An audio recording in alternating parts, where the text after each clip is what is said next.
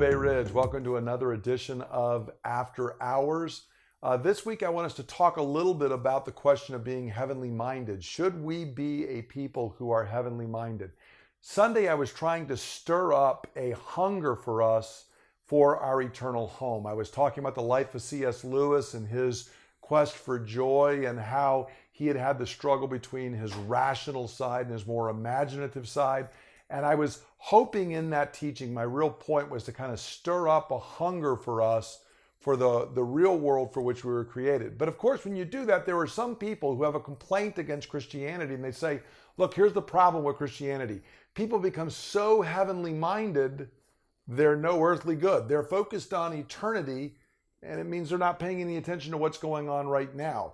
And there have been some Christians who, in fact, that's been the case. They tend to think about the sweet by and by, and they're not focused on this present life right now. But that's not what the Scripture means when it's encouraging us to have an eternal focus. And there's two major reasons why that's the case that I want to mention just briefly today. The first is the fact that there's actually a lot more continuity between now and our eternal home than what we oftentimes think. Many people today tend to think of, we're going to live this disembodied existence. We're going to get off to heaven. We're kind of floating on a cloud, and it has very little to do with this present world or this present earth. But that's not what the Scripture presents.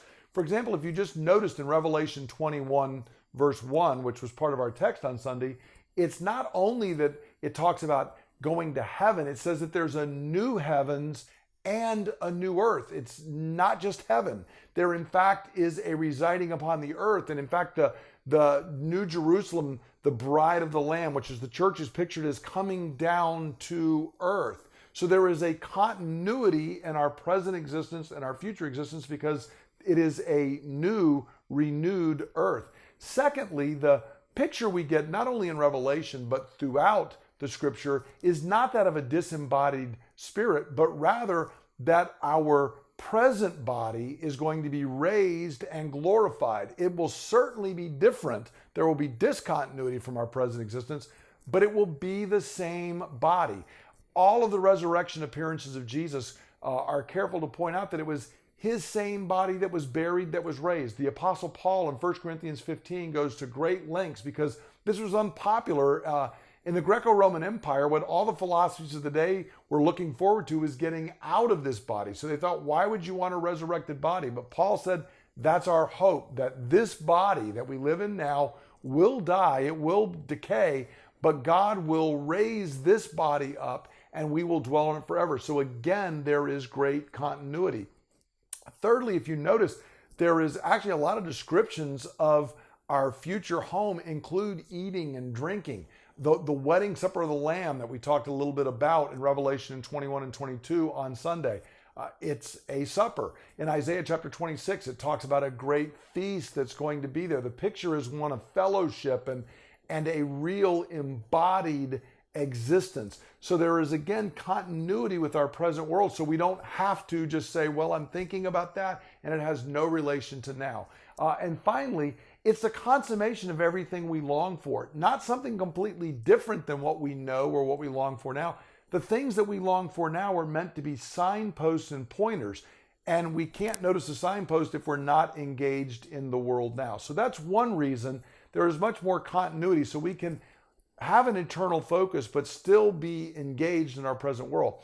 But second, and in some ways even more importantly, when the Scripture talks about an eternal focus, it always talks about it in the sense of having implications for how we live now. For example, there are personal implications. In 1 John chapter 3, verses 1 through 3, the Apostle John is talking about us having this, and he says, we don't know what we will be on that day, but we know this, that when he appears, we shall be like him, for we shall see him as he is. And John says, here's the implication of that in verse 3.